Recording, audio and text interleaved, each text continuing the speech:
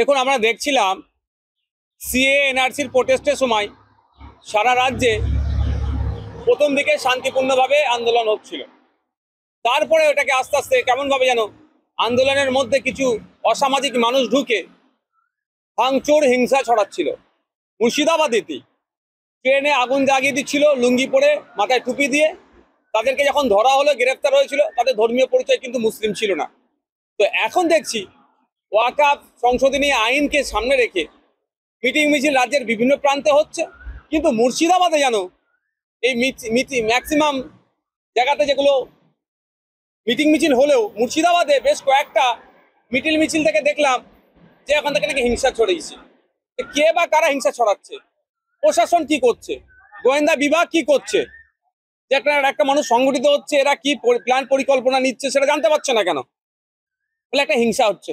আমার বক্তব্য স্পষ্ট এখানে, যে ওয়াকফ আইনের বিরুদ্ধে মিটিং মিছিল হচ্ছে, এটা গণতান্ত্রিক রাইট আছে, অধিকার আছে, কিন্তু এই মিছিলে থেকে, এই শান্তিপূর্ণ মিছিল ভিতর থেকে যারা হিংসা ছড়ানোর চেষ্টা করছে, যারা অর্গানাইজিং কমিটির মধ্যে আছে, যারা অর্গানাইজার আছে, তাদেরকে চিহ্নিত করুক কারা এই হিংসাগুলো করছে, তারা পুলিশ প্রশাসনকে নামগুলো তুলে দিক।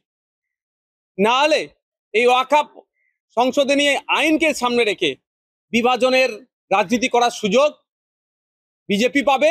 সেই সুযোগেই তৃণমূল কংগ্রেস তার ফায়দাটা নেবে মুসলিমদেরকে ভয় দেখিয়ে। এখন আমি ভোটের রাজনীতির থেকে বড় কথা হচ্ছে বাংলার সম্প্রীতি, বাংলার সৌহার্দ্য বা পরিবেশ, বাংলার ঐক্যের যে সমাজ আছে সেটাকে কোনোভাবে বিনষ্ট হতে দেওয়া যায় না। আমার অনুরোধ একটাই, যে ওয়াকফ সংশোধনী আইনটা শুধু মুসলিম সম্প্রদায়কে আঘাত করছে না, এটা সংবিধানকে আঘাত করছে। সমাজের সমস্ত স্তরের মানুষকে সাথে নিয়ে এই আইন যাতে প্রত্যাহার করে শান্তিপূর্ণ প্রতিবাদ সংগঠিত করতে হবে, এটা মাথায় রাখতে হবে।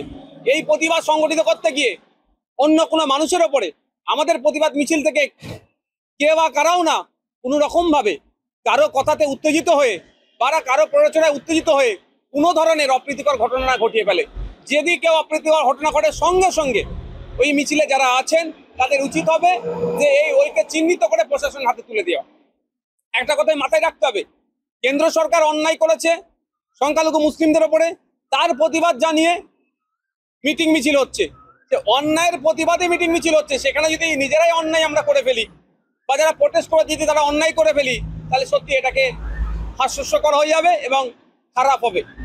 আমি আশা করব যে ওয়াকফের সংশোধনী আইনের বিরুদ্ধে মিটিং মিছিল সারা রাজ্যে, সারা দেশে সংঘটিত হচ্ছে, আরো হবে, কিন্তু কোনো রকম ভাবে হিংসার পথকে অবলম্বন করে নয়, সম্পূর্ণ শান্তিপূর্ণ পথ অবলম্বন করে করতে হবে।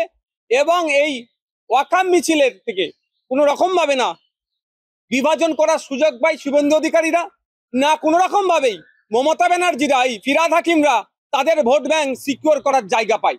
আমার তো সন্দেহ হচ্ছে মুর্শিদাবাদে যে ঘটনাগুলো ঘটেছে, অনেক ক্ষেত্রে পুলিশের অতি সক্রিয়তার খবর পাওয়া যাচ্ছে, আর অনেক ক্ষেত্রে পুলিশের নিষ্ক্রিয়তার খবর পাওয়া যাচ্ছে। আমরা চাই পুলিশ সক্রিয় থাকুক, অতি সক্রিয় দরকার নেই, নিষ্ক্রিয় দরকার নেই।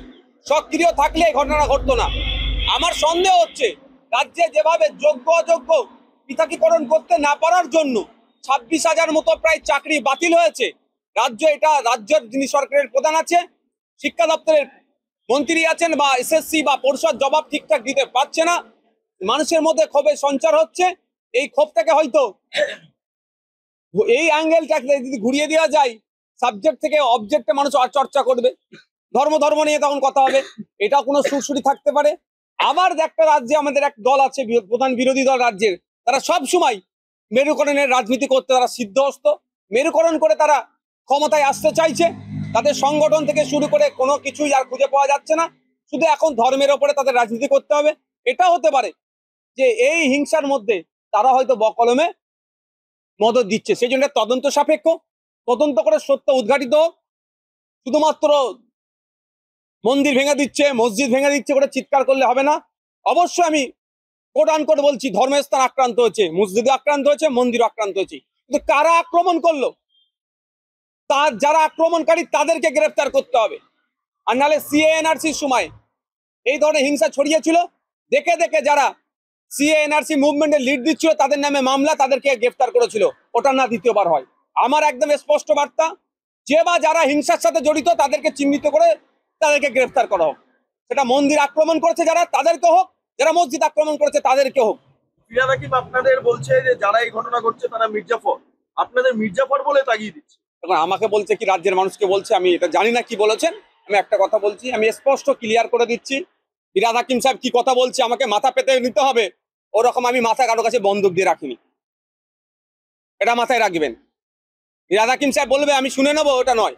হ্যাঁ, ফিরহাদ হাকিম সাহেব যদি লজিক্যালি কথা বলে, বাংলার স্বার্থে কথা বলে, নিরপেক্ষতা বজায় রেখে ভোট ব্যাংকে সুরক্ষিত না করে মানুষের কথা যদি বলে, তাহলে সেটা শুনবো, তারপরে প্রতিক্রিয়া দেবো। আমি একটা কথাই বলবো, ওয়াকাফ নিয়ে এই সংশোধনী আইনের বিরুদ্ধে গণতান্ত্রিক প্রক্রিয়ায় শান্তিপূর্ণ আন্দোলন চালাতে হবে। এই আন্দোলন থেকে কেউ যদি অশান্তির দানা বাঁধতে চায়, বা এই আন্দোলন হচ্ছে কেউ বাইরে থেকে কেউ যদি প্রভোগ করতে চায়, যারা যারা আন্দোলনে লিড দিচ্ছেন তাদের কাজ হবে কি সেটাকে প্রতিহত করে প্রশাসনের হাতে তাদেরকে তুলে দেওয়া।